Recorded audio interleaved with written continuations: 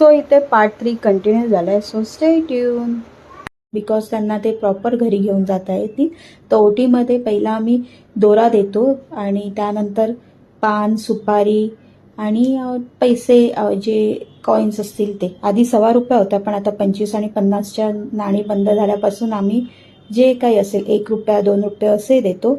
आणि हा खाऊ बघून ती मुलं अजून खुश होतात. जसं मी तुम्हाला बोललेली लास्ट पार्टमध्ये की खूप असत. सो इथे स्वांशाचे फ्रेंड्स आले आहेत, सिया आणि शौर्या. तर ते लाया सगळीकडे पडू नये म्हणून मी पिशवीमध्ये देत होती. सो सगळ्यांना एक एक देत होत्या.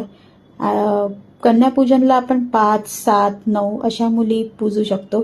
तर इथे छोटी बनानाज आणलेले. तर मम्मींचा पण उपवास असतो, तर मम्मींनी ते बनानाज सगळ्यांना वाटले आणि सगळ्यांना गिफ्ट्स दिले आम्ही. आणि इथेच कन्यापूजन झालं. तर इथे माझ्या छोट्या छोट्या लक्ष्मींची देवींची पाया पडत होती.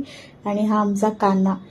तर यावेळी एक मोठा चमत्कार असा झाला की यावेळी मला मुली मिळत नव्हत्या, इवन 5 पण नाही.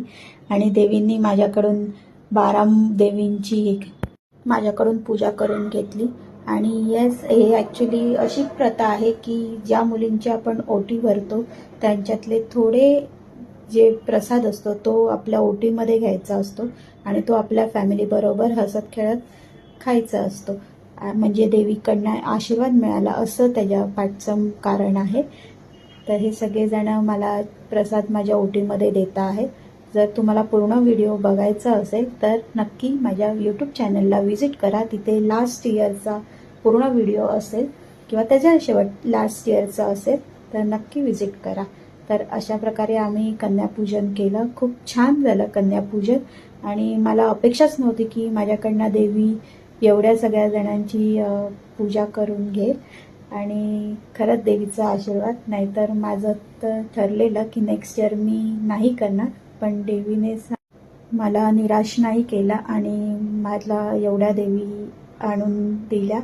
Thank you for that. आणि इथेच झालं कन्यापूजन. Bye bye. सो कसा वाटला व्हिडिओ नक्कीच कमेंटमध्ये सांगा. Bye bye.